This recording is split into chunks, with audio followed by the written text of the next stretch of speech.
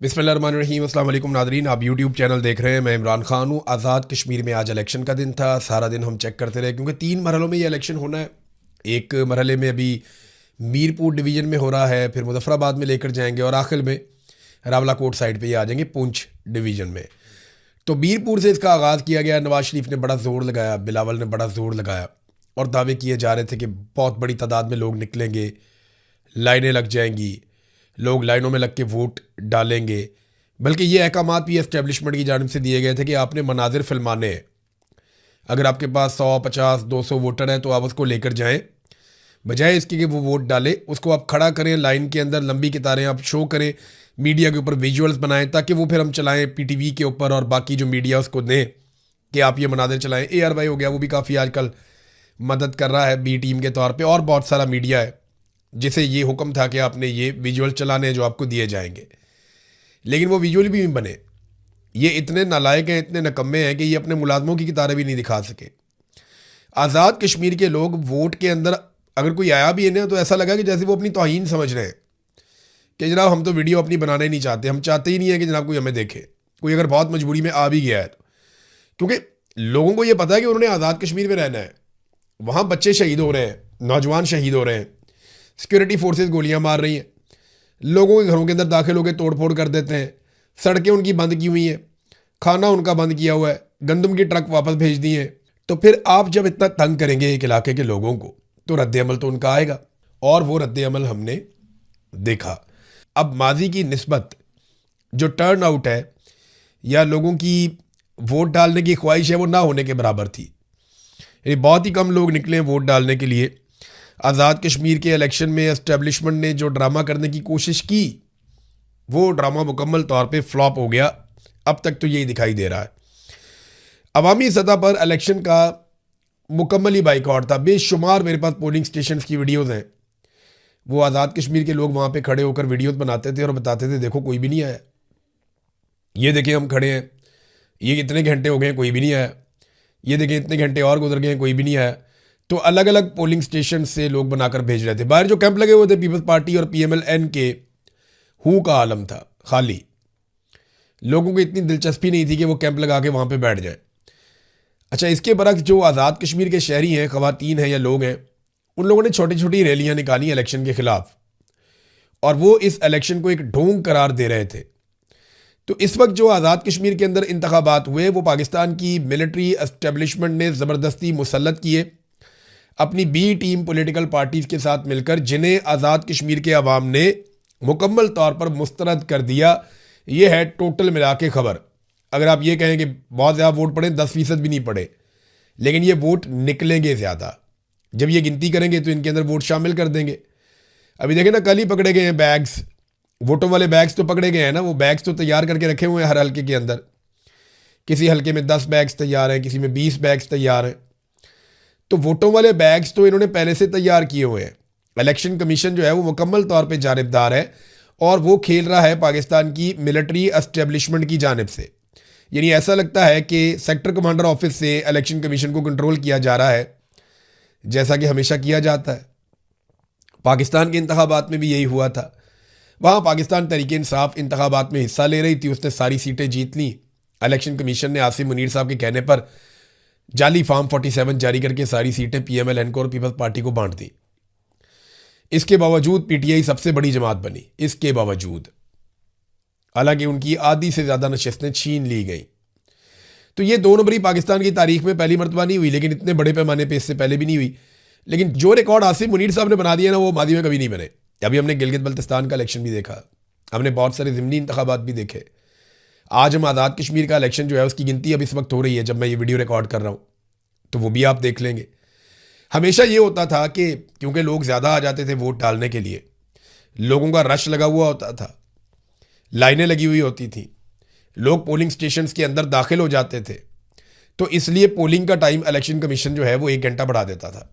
कभी 1 घंटा, कभी थोड़ा ऊपर नीचे करके बढ़ा देता था कि जनाब हम टाइम इसलिए बढ़ा रहे हैं कि जितने लोग आ चुके हैं उन्हें मौका दें और वो वोट डाल दें। इस मरतबा अजीब काम ये हुआ कि टाइम इसलिए बढ़ाया गया कि शायद कोई वोट डालने ही आ जाए। ये उल्टा काम हो गया। पहले रश की वजह से टाइम बढ़ाया जाता था, इस मरतबा खाली होने की वजह से टाइम बढ़ाया गया। बिल्कुल ही खाली पड़ा हुआ भाई, अगर किसी ने आना है तो हम 1 घंटे का और टाइम दे रहे हैं, डेडलाइन में इजाफा कर रहे हैं, आगे अल्लाह का वास्ता वोट डाल के चले जाएं। ये हालात है। पुलिस मुकम्मल तौर पे पॉलिटिसाइज हो गई है। मिसाल के तौर पे आप ये पुलिस वाले का स्टेटमेंट देखें, जो आईजी ऑफिस ने स्टेटमेंट जारी किया, बड़ा इंटरेस्टिंग है। वो कहते हैं जी, मीरपुर डिवीजन की आवाम का एहतजाज के बजाय वोट की ताकत पर एतमाद का इजहार। भाई तुम मामे लगते हो, लोग अगर एहतजाज करते हैं तो उनका आईनी और कानूनी हक है, वो अगर वोट डालते हैं तो उनका आईनी और कानूनी हक है। तुम क्यों मामे बनते हो बीच में आकर कहते हो जनाब कि हम इसमें बड़े खुश हो रहे हैं। अब वो कहते हैं आज़ाद जम्मू कश्मीर कानून साज असम्बली के 2026 के आम इंतखाबात के पहले मरहले में आज मीरपुर डिवीज़न में इंतखाबात के सिलसिले में मीरपुर डिवीज़न की आवाम ने एहतजाज की बजाय वोट की ताकत पर एतमाद का इजहार कर दिया। आवाम ने इंतशार और एहतजाज का रास्ता इख्तियार करने के बजाय अपने आइनी, कानूनी और जमहूरी हक़ के रायदही के इस्तेमाल को तरजीह देते हुए वोट के ज़रिए फ़ैसला करने का इंतखाब किया। ये पुलिस है जो ये कह रही है। आप अंदाज़ा करें, पुलिस बी टीम बनी हुई है मिलिट्री एस्टेब्लिशमेंट की, और मिलिट्री एस्टेब्लिशमेंट पाकिस्तान की वो है जिनका सियासत करने का 70 साल से ज़्यादा का तजर्बा है। पाकिस्तान की सबसे पुरानी और बड़ी पॉलिटिकल पार्टी इस वक्त पाकिस्तान की मिलिट्री एस्टेब्लिशमेंट है। जर्नैल हैं जो सबसे बड़ी पॉलिटिकल पार्टी चलाते हैं। वो खुद इलेक्शन नहीं लड़ते, लेकिन वो अपने अपने लोगों को इलेक्शन लड़वा के उनके ज़रिए से इक़्तिदार पे कब्जा करते हैं। ये वही बात है ना, देखें। और उनकी बी टीम के तौर पे हमेशा उनके गंदे कपड़े पुलिस होती है। तो ये जो आईजी है लियाकत, ये तो बिल्कुल ही ज़मीन पे ही लेटा हुआ है, ना कोई गैरत है ना कोई शर्म है। वो बंदे को थोड़ा सा होता है कि यार मैं थोड़ा सा तो हौसला मैं दिखा दूँ। मैं इस आदमी को जानता हूँ, इतना बुरा आदमी नहीं था मैं जब पुराना जानता था, लेकिन कुछ क्लिप वगैरह मैंने इसके देखे, वो तो ज़हनी मरीज़ वाली बातें कर रहा है कि इतना बंदा मार दो तो उतना बंदा मार दो।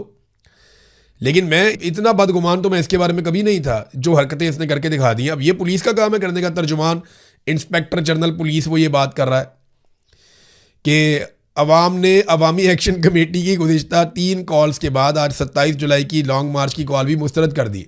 यार पुलिस का क्या काम है? जॉइंट अवामी एक्शन कमेटी एक्स करे, वाई करे, जेड करे, अवाम जो मर्जी करे, तुम्हारा काम सिर्फ ड्यूटी करना है, नौकरी करना है। तुम पॉलिटिकल स्टेटमेंट क्यों जारी कर रहे हो? पुलिस जब पॉलिटिकल स्टेटमेंट जारी कर रही हो और एस्टेब्लिशमेंट उससे करवा रही हो तो इसका मतलब है खाना ही खराब हो गया। इनसे कुछ भी कंट्रोल नहीं हुआ, इनका बेड़ा गर्क हो गया। इलेक्शन कमीशन बी टीम ऐसे बना हुआ है, बल्कि वो तो ए टीम बना हुआ है। अभी रिजल्ट भी जारी करेगा थोड़ी देर में। पीएमएलएन और पीपल्स पार्टी के लोग जीतेंगे कुछ देर में इलेक्शन, फिर आप देखेंगे, आपको बड़ा मज़ा आएगा। सारा दिन आपको सड़कों पे इतने लोग नज़र नहीं आएंगे जितने बक्सों में से अभी वोट निकलेंगे, क्योंकि बैग्स भरे हुए तो हमने एक दिन पहले ही देख लिए ना कि बैग्स भरे हुए और वो रखे हुए। तो जो बसें भेजी थी मरीम नवाज़ ने, वो इलेक्शन कमीशन के रूल्स की खिलाफ वर्जी थी। वो आज़ाद कश्मीर में दाखिल भी होगी, वहाँ पहुँच भी गई। उस पर इलेक्शन कमिश्नर ने पता क्या किया, वहाँ चीफ इलेक्शन कमिश्नर की जारी स्टेटमेंट जारी किया गया कि जनाब हम तस्दीक करते हैं कि बसें पहुँच गई हैं, लेकिन इन बसों का इस्तेमाल इलेक्शन के बाद होगा, क्योंकि इलेक्शन से पहले अगर इनका इस्तेमाल होगा तो ये तो फिर वो गलत हो जाएगा ना, इलेक्शन पे असरअंदाज होने की कोशिश हो जाएगी। आप अंदाज़ा करें कितने बड़े फ्रॉड हैं ये। भाई ज़ाब्ता इखलाक की धज्जियाँ उड़ा दी उन्होंने। तुम उन्हें पकड़ो, उनके खिलाफ कानूनी कार्रवाई करो, उनका दाखिला बंद करो आज़ाद कश्मीर में, कि अब जब तक इंतखाबात चलेंगे ये बाप बेटी का हम दाखिला नहीं होने देंगे आज़ाद कश्मीर में। ये करने की बजाय उनकी बसें रख लेंगी, जनाब हम इलेक्शन के फ़ौरन बाद दे देंगे। अंदाज़ा कीजिए। और ये बसें नहीं चल रही आज़ाद कश्मीर में, ये आप मेरे से पूछ लें। मैं इन बसों का पीछा करूंगा और आपको बताऊंगा फ्यूचर में कि इन बसों का क्या बना और ये बसें कहाँ गई और इनकी हालत क्या है, ये मैं आपको बाद में बता दूंगा। अब नाज़रीन, पाकिस्तान तहरीक इंसाफ ने जो फैसला किया था बाइकआउट का, बहुत सारे लोग इस पर तनकीद भी कर रहे थे, वो फैसला दुरुस्त साबित हो गया तहरीक इंसाफ का। और उनका फैसला साबित किया वक्त ने कि लोगों ने दिलचस्पी नहीं ली इंतखाबात में। अगर तहरीक इंसाफ भी इंतखाबात लड़ती तो कुछ थोड़ा बहुत और लोग निकल आते, लेकिन ओवरऑल ये इंतखाबात जो हैं वो इनकी कोई हैसियत या कोई साख नहीं है। आलमी सतह पर भी नहीं होगी, आज़ाद कश्मीर में भी नहीं होगी, और ये इलेक्शन दोबारा करवाने ही पड़ेंगे। एक वक्त आएगा कि आपको दोबारा आज़ाद कश्मीर में इलेक्शन करवाने पड़ेंगे, क्योंकि ये हुकूमत कभी भी अवामी हुकूमत तस्लीम नहीं की जाएगी। जैसे पाकिस्तान में आपने मुसल्लत की हुई है, वैसे ही अगर आप मुसल्लत करके इसको घसीटते रहें और चलाते रहें तो आपकी मर्ज़ी है। जो हालत आपने पाकिस्तान की है उससे बदतर हालत आप आज़ाद कश्मीर की कर देंगे, लेकिन वहाँ के लोग फ़िलहाल डट कर खड़े हैं। आज जो लॉन्ग मार्च है, कल लॉन्ग मार्च निकला, वो वहाँ मीरपुर से ऊपर चले गए पूंछ की तरफ, और आज मुजफ्फराबाद की तरफ जा रहे हैं लॉन्ग मार्च के काफ़िले। लोग मुजफ्फराबाद की तरफ बढ़ रहे हैं, देखते हैं कि उनको कैसे रोका जाता है, वहाँ जाके वो किस किस्म की हिकमत अमली अपनाते हैं और कहाँ जाकर बैठते हैं और मुजफ्फराबाद के लोग किस तरीके से रिस्पॉन्ड करते हैं। ये सारी चीज़ें हमें आने वाले चंद घंटों में पता चलेंगी। लेकिन पाकिस्तान तहरीक इंसाफ ने एक स्टेटमेंट जारी किया। उन्होंने कहा जी, आज़ाद जम्मू कश्मीर में आज होने वाले इंतखाबात इस हकीकत को बेनकाब कर रहे हैं कि अवाम का इस इंतखाबी अमल पर एतमाद तकरीबन ख़त्म हो चुका है। पोलिंग स्टेशन पर वोटर की तादाद ना होने के बराबर है, जबकि दूसरी जानिब अवाम की एक बड़ी तादाद अपने हुकूक और मुतालबात के लिए सड़कों पर मौजूद है। ये मंजर इस बात की वादे सबूत है कि हुक्मरान जमातें अवाम का एतमाद खो चुकी हैं। अच्छा, फिर उन्होंने कहा अफसोस की बात है कि आज वही जमातें इंतखाबी मैदान में मौजूद हैं जिन्हें अवाम पहले ही मुस्तरद कर चुके हैं। मुस्लिम लीग नून और पीपल्स पार्टी इक़्तिदार की बंदर बांट में मसरूफ़ हैं, जबकि कश्मीरी अवाम अपने बुनियादी हकूक़, मसाइल और हकीकी नुमाइंदगी के लिए आवाज़ बुलंद कर रहे हैं। बहरहाल आज़ाद कश्मीर के अवाम ने मुकम्मल तौर पर इन इंतखाबात को मुस्तरद कर दिया है और अब इनकी कोई कानूनी, आइनी या इखलाकी हैसियत या साख वो बाकी नहीं रही। अब आ जाए नादरीन एक और ख़बर की तरफ। ये भी खबर बड़ी इंपॉर्टेंट है। इसमें अक़वाम मुत्तहिदा की जानिब से इमरान खान साहब को लेकर एक मुतालबा किया गया है। ये एलिस जे एडवर्ड, ये अक़वाम मुत्तहिदा की स्पेशल रिपोर्टर हैं टॉर्चर के हवाले से। उन्होंने एक स्टेटमेंट जारी किया। इन्होंने लिखा जी कि former prime minister Imran Khan now held in near total solitary for 33 months in a small windowless cell under 24/7 CCTV। Imran Khan साहब को जो है वो कैद तन्हाई में रखा हुआ है, 33 महीनों से ज़्यादा हो गया है और एक बहुत छोटे से बगैर खिड़की वाले सेल के अंदर उनको बंद किया गया है। वो 24 घंटे उनको वहाँ रखा जाता है 7 दिनों तक और CCTV उनके ऊपर जो है वो निगरानी करती है। ये CCTV कैमराज वगैरह जो लगे होते हैं। Often more than 2 weeks continuously. ऐसा भी हुआ कई दफ़ा कि 2-2 हफ्ते तक उनको लगातार विदाउट एक्सरसाइज और मीनिंगफुल ह्यूमन कॉन्टैक्ट, 2-2 हफ्ते तक उन्हें किसी इंसान से बिल्कुल ही उनका कॉन्टैक्ट नहीं हुआ और उन्हें एक्सरसाइज करने की भी इजाज़त नहीं दी गई। This far exceeds the Mandela rules. ये जनाब खिलाफ वर्जी है मंडेला रूल्स की। नेल्सन मंडेला के हवाले से उनके नाम को इस्तेमाल करते हुए रूल्स बनाए गए थे और ये तय किया गया था कि कैदियों को क्या सहूलतें दी जाएंगी और किस हालात में कैदियों को रखा जाएगा और कौन कौन सी चीज़ें तशद्दुद के ज़ुमरे में आती हैं। I call on Pakistan to restore human conditions. मैं पाकिस्तान से ये मुतालबा करती हूँ कि वो फौरी तौर पे जो इमरान खान साहब के इंसानी हकूक़ हैं या जो कैदियों के हकूक़ हैं उन्हें वो बहाल करें। ये अब मुतालबा अक़वाम मुत्तहिदा की जानिब से आया, लेकिन पाकिस्तान की सरकार को परवाह कोई नहीं है। वजह यह है कि परवाह क्यों करे, डोनाल्ड ट्रंप का जो जूता है उसका साया सर के ऊपर है और डोनाल्ड ट्रंप का जूता पॉलिश करके जिंदाबाद काम चल रहा है और मौजें लगी हुई हैं, क्योंकि ट्रंप का जूता अभी तक सर पे है, शफकत भरा जूता है उसका। अगर ट्रंप अपना जूता उठा ले सर के ऊपर से तो फिर इनको धूप लगेगी, फिर इनको मुसीबत पड़ेगी, फिर इनको अक़वाम मुत्तहिदा के स्टेटमेंट से भी फ़र्क पड़ेगा, यूरोपीय यूनियन के स्टेटमेंट से भी फ़र्क पड़ेगा, एमनेस्टी इंटरनेशनल के स्टेटमेंट से भी फ़र्क पड़ेगा। लेकिन जब तक डोनाल्ड ट्रंप ने अपना शफकत भरा जूता और उसका साया इनके सर पे रखा हुआ है तब तक इन्हें परवाह करने की ज़रूरत नहीं है। देखिए ना, मैंने थोड़े दिन पहले खबरदार किया था और मैंने बताया था कि जेल के अंदर एक औरत है जिसका नाम है नादिया ख्वाजा। ये जेल के अंदर बहुत ही इलीगल एक्टिविटीज़ करती है और ये जेल में बहुत ताकतवर औरत बनी हुई है और ये दावा किया गया, जो मेरे सोर्स ने मुझे बताया, कि ये ऊपर से लेकर नीचे तक सबको खिलाती पिलाती है और इस तरह की औरतों को इस्तेमाल किया जाता है जेल में पॉलिटिकल ख़वातीन को दबाने के लिए, पॉलिटिकल ख़वातीन को निशान इबरत बनाने के लिए, और जो पॉलिटिकल ख़वातीन जिन्हें आसिम मुनीर साहब के गुस्से ने जेल में बंद किया हुआ है उन ख़वातीन की ज़िंदगी अजीरन करने के लिए। मैंने ये सारी चीज़ें बताई थी और मैंने तब ये कहा था कि आईजी को इसके ऊपर नोटिस लेना चाहिए, होम सेक्रेटरी को इसके ऊपर नोटिस लेना चाहिए और जो मुतल्लिका अफसरान हैं वो इस सारी चीज़ को चेक करें। ये बहुत बड़ी ज़्यादती है कि पॉलिटिकल कैदियों को, जिनके सिर्फ पॉलिटिकल व्यूज़ की वजह से वो जेलों में है, आप उन्हें जराइम पेशा अफराद के उनके सामने आप फेंक दें और जराइम पेशा अफराद जो चाहे उनके साथ सलूक करते फिरें या उनके साथ बदसलूकी करें। अभी ये इंसिडेंट हो गया बहुत अफसोसनाक। इसको पाकिस्तान तहरीक इंसाफ के जनरल सेक्रेटरी सलमान अकरम राजा साहब ने और बहुत सारे और लोगों ने इसको रिपोर्ट किया है। पता ये चला कि जो नादिया ख्वाजा नामी औरत है, मैंने पहले खबरदार किया था और वही हरकत हुई है।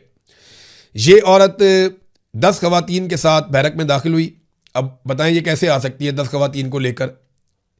जेल के अंदर ऐसे तो नहीं होता कि आप दंदनाते फिरें, आपका दिल कर रहा है आप इधर चले जाएं, इस बैरक में चले जाएं, उधर चले जाएं, ऐसे नहीं होता। अब ये 10 खवातीन को लेकर बैरक में दाखिल हुई तो आलिया हमजा साहिबा वॉशरूम से आ रही थी तो उन्हें गले से पकड़ लिया और तशद्दुद शुरू कर दिया। अब ये एक जानलेवा हमला है, आप किसी खातून का गला दबाएं तो उसकी मौत हो सकती है। तो फिर वहाँ पे जो बाकी पाकिस्तान तहरीक इंसाफ की खवातीन हैं जिनमें सनम जावेद, फलक जावेद, दीगर खवातीन, उन्होंने भाग कर आलिया हमजा को छुड़वाया और उनकी जान बचाई। और इसमें इन खवातीन को, इन औरतों के नाखून भी लगे और ये मामूली ज़ख्मी भी हुई। अब मामला ये है कि रात को खवातीन सो रही हों और ये गैंग इसी तरह आके उनके ऊपर अटैक करके उनको जान से मार दे, तो इसका जवाब कौन देगा? ये मैं पहले इसलिए कह चुका हूं कि जिम्मेदार इसका आईजी जेल खाना चाहता है, नंबर 1। नंबर 2, होम सेक्रेटरी वो भी इसके लिए जिम्मेदार है, उसको रिस्पॉन्सिबिलिटी लेनी पड़ेगी। और जेल का जितना अमला वहां पे मौजूद है, superintendent of Kot Lakhpat jail और उसके साथ जो बाकी लोग हैं वो सारे भी जिम्मेदार हैं। ये औरत तो कह दी है, ये जेल के अंदर अगर कुछ कर रही है तो उसके लिए जिम्मेदारी जो इंतजामिया है उनकी है, और उनको पहले खबरदार किया था। मैंने आज से 2 या 3 दिन पहले ये वीलॉग करके बताया था। ये आप छोटा सा क्लिप सुन लें, आपको पता चल जाएगा। मेरे पास जेल के अंदर से खबर आई है, ये कोट लखपत जेल के अंदर से मैं आपको खबर दे रहा हूं। जो जेल का अमला है उनमें से एक खातून ने मुझे जो खबर दी वो मैं आपके सामने रख देता हूं। ये नाजिया ख्वाजा नामी एक खातून है, एक औरत है जो जेल के अंदर बंद है और इसको स्पेशल जगह पे रखा गया है। ऐसी जगह पे रखा गया है जहां पे खवातीन कैदियों को ज्यादा देर तक नहीं रखा जाता, लेकिन इसको स्पेशल स्टेटस जेल के अंदर दिया गया है।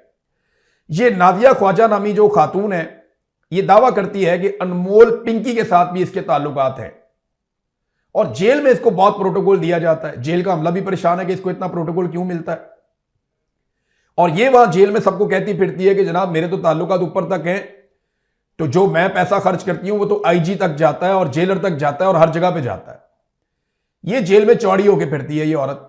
नाम है इसका नादिया ख्वाजा। इसकी 3 बेटियां भी मुबैना तौर पे इसके साथ जेल के अंदर बंद हैं, यह भी दावा किया गया। और यह भी बताया गया कि ये जेल के अंदर मिनरल वाटर की जो बोतलें हैं उनके अंदर शराब भी सप्लाई करती। इसको जेल में सिगरेट, वेप और नशा और हर तरह की चीजें लाने की इजाजत है और यह बाकायदा मंशियात का कारोबार करती है और इसने पूरी जेल का माहौल खराब किया हुआ है। वहां पे खवातीन जो है उनको हर चीज सप्लाई की जाती है और जराइम पेशा खवातीन के अंदर पाकिस्तान तहरीक इंसाफ की खवातीन को जानबूझकर मिक्स करके रखा जा रहा है। मैंने उनसे पूछा जी आपके जेल का कोई तरीकाकार नहीं है, कोई ऐसा मैनुअल नहीं है कि ये सियासी कैदी हैं इनको अलग रखें, ये आदि मुजरिम कैदी हैं इनको अलग रखें, ये मंशियात वाले हैं इनको इधर रखें? उन्होंने कहा जी सारा कुछ ही होता है, लेकिन इस वक्त पाकिस्तान तहरीक इंसाफ की खवातीन को तंग करने के लिए जानबूझ के उन्हें ऐसी औरतों में बंद किया जाता है जो हार्ड कोर क्रिमिनल्स हैं।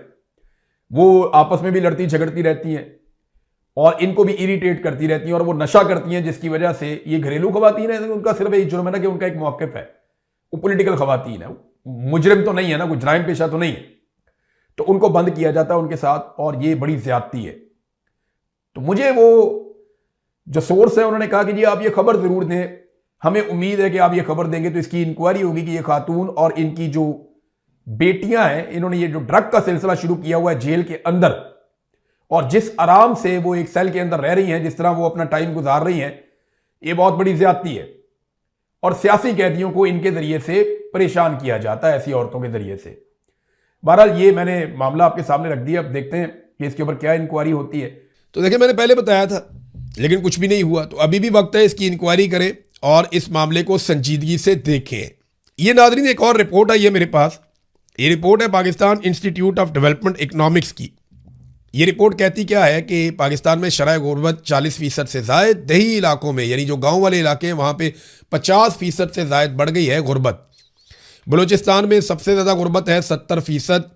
वहाँ पे हम ऑपरेशन ज़रूर करते हैं लेकिन हम गुर्बत उनकी दूर नहीं करते, हालांकि मादनियात के नुक्ता नज़र से वो पाकिस्तान का सबसे अमीर सूबा होना चाहिए, लेकिन 70% गुर्बत वहाँ पे है।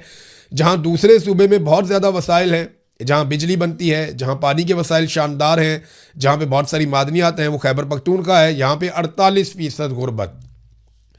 और जो गांव देहात है वहाँ पे ज़्यादा गुर्बत है, शहरी इलाकों में कुछ कम गुर्बत है। तो ये डाटा सरकारी है, मेरा नहीं है। तो गुर्बत में पाकिस्तान में लगातार इजाफा हो रहा है, लेकिन अगर आप इनकी गाड़ियाँ और जहाज़ देखें तो आप हैरान हो जाएंगे। अभी मैं वो वीडियो देख रहा था कि मरियम नवाज के काफिले में 50 के करीब गाड़ियाँ होती हैं और सारी इंपोर्टेड गाड़ियाँ होती हैं, बड़ी गाड़ियाँ होती हैं। जो जैमर्स वाली गाड़ी है वो भी बहुत कीमती और बड़ी गाड़ी है। यानी वो LC300 टोयोटा की बड़ी शानदार गाड़ियाँ हैं, BMWs, मर्सिडीज, टोयोटा की शानदार जो टॉप ऑफ द लाइन गाड़ियाँ हैं, बड़ी बड़ी गाड़ियाँ, ये वो उनको इस्तेमाल करते हैं। छोटे मोटी गाड़ियों में भी एटलीस्ट जो है वो 2.25 करोड़ की वो फॉर्च्यूनर गाड़ी है वो होती है। तो ये 50-50 गाड़ियों के काफिले में तो मरियम नवाज जाती है, नवाज शरीफ जाता है, शहबाज शरीफ जाता है। और ये एक मैं आपको वीडियो दिखाता हूँ, ये इंडियन आर्मी चीफ है, देखें आप, ये इंडियन आर्मी चीफ है, ये नया आया, ये अभी अपॉइंट हुआ थोड़ा अर्सा पहले, इंडियन आर्मी चीफ, इसका नाम है धीरज सेठ। ये जिस गाड़ी से उतरा है ना वो मारुति है, ये सुजुकी मारुति है, ये इंडिया में बनती है। ये पाकिस्तानी, इतनी महंगी नहीं, पाकिस्तानी 30 लाख की होगी ये गाड़ी। तो इंडिया में ये सुजुकी मारुति जो गाड़ी बनती है, इसमें से उनका आर्मी चीफ उतर के आ रहा है। आप सोचें कि आपका आर्मी चीफ तो छोड़ दें, बहुत दूर की बात है, आपका सेक्टर कमांडर भी इस लेवल की गाड़ी इस्तेमाल करता है? नहीं करता। इसीलिए तो इंडिया जंग हार जाता है हमसे, इसीलिए तो इंडिया तरक्की नहीं कर रहा, इसीलिए तो इंडिया में जमहूरियत नहीं है, इसीलिए तो इंडिया की इकॉनमी बैठ गई है, इसीलिए तो इंडिया बर्बाद हो गया, क्योंकि उसके आर्मी चीफ को पता ही नहीं है कि किस तरह की गाड़ी में बैठना है या कैसी लग्जरी लाइफ उसके लिए होनी चाहिए। सुजुकी मारुति के अंदर ही बैठ के आ गया बेवकूफ़ आदमी। कुछ हमारे वालों से सीखता तो उसे पता चलता कि किस तरीके से गाड़ियों में बैठा जाता है और किस किस्म की गाड़ियों और जहाज़ों में फेरा जाता है। बहरहाल ये तनकीद इसलिए है कि दोनों मुल्क बहुत गरीब हैं। मेरी बात का बुरा ना बनाए कोई, मैं कोई किसी दिफाई नुक्ता नज़र से नहीं कह रहा। आप टैंक खरीदना, दुनिया का सबसे महंगा टैंक ले लो, जहाज़ खरीदना, दुनिया का सबसे महंगा जहाज़ ले लो, आपने बम बनाया, आटम बम, हमने खुशियां बनाई, मिठाइयां बांटी। दिफाई नुक्ता नज़र से जो चीज़ लेनी है जो पाकिस्तान की हिफाजत के लिए, वो तो उसके लिए तो हमारी जान भी याद है। लेकिन अब ज़ाती सहूलियात के लिए अगर बहुत कीमती चीज़ें ली जाएंगी तो वहाँ पे सवाल उठाना बतौर सहाफ़ी मेरा या पाकिस्तानी शहरियों का, ये तनकीद सोशल मीडिया पे हो रही है, मैंने आपके सामने रख दी। अब तक के लिए इतनी, अपना ख्याल रखिएगा, अपने इस चैनल का भी। अल्लाह हाफ़िज़।